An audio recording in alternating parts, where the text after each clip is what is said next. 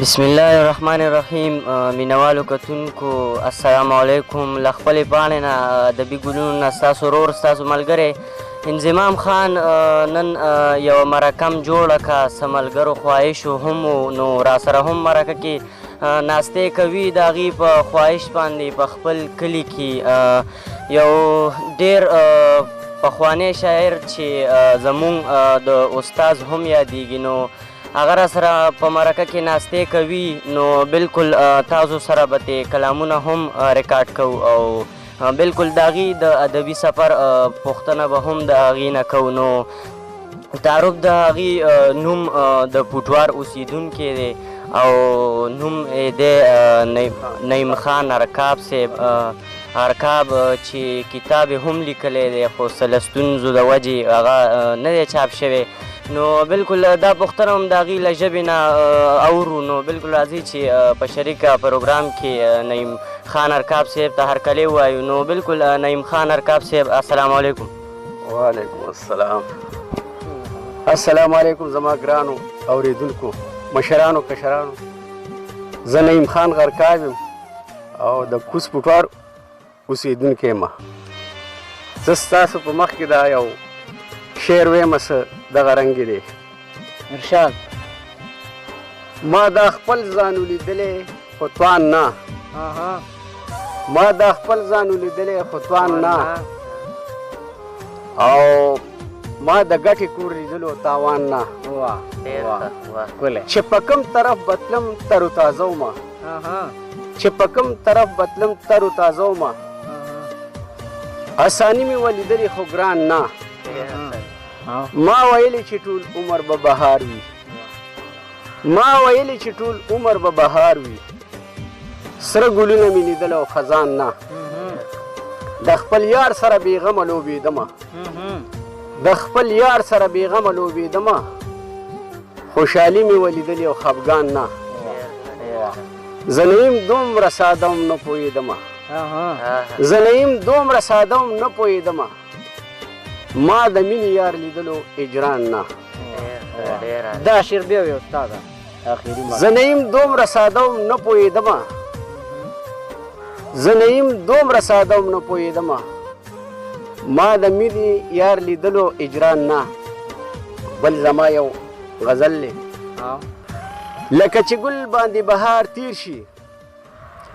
لکه چې ګل باندې بهار تیر شي،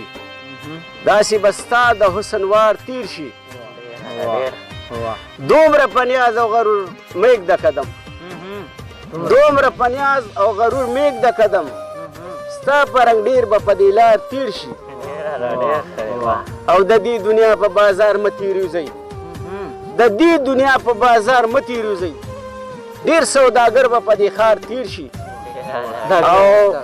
د دې دنیا په بازار مه تېروځئ، د دې دنیا په بازار مه تېروځئ، ډېر سوداګر به په دې ښار تیر شي، او نن ته د بل په خاورو خپې ږدي، نن ته د بل په خاورو خپې ږدي، سبا به څوک ستا په مزار تیر شي، او څو به دې زه نه یم په تمه ګرځم، څو به دې زه نه یم په تمه ګرځم، اخر به دغه انتظار تیر شي، لکه چې ګل باندې بهار تیر شي، داسې به ستا د حسنوار تیر شي. ډېره مننه کو. یقینا ډېر خوند یې وکړه. مونږ او ترې هم مزه واخیسته، مینهوالو کتونکو به ترې هم مزه اخیستي. نعیم خان ارکاب صاحب له څه تعارف محتاجه نه دی خو څه له ستونزو د وجې شاته پاتې شوی او څه مینهوالو ته ډېر شو شوی نو، خو یقینا پښتو ادب کې ډېر ښه لیک کوي، په پښتو ادب مین دی. خو مونږ سره ناست مرکه کې یو بل شاعر هم ناستې کوي چې نو هغې له به پکې هم لږه موقع ورکوو. احمدیار خلیل صاحب د پیربالا اوسیدونکی دی، نو د هغې مرکې هم مونږ تاسو سره شاملې کړي. خو بیا هم احمدیار خلیل صاحب پروګرام کې ورته هرکلی وایو. السلام علیکم. وعلیکم السلام. ډېره د فخر خبره ده او دا که زه درته وایم یقینا زما خو د لالا رضوي سره ښه ګپ دی مجیب نعیم سره، او ما ته والد صاحب ویلي چې ته ارضي ته ځې یار، او زموږ یو ملګری دی د پوټوار پایان کې او کتاب یې هم لیکلی دی، خو د څه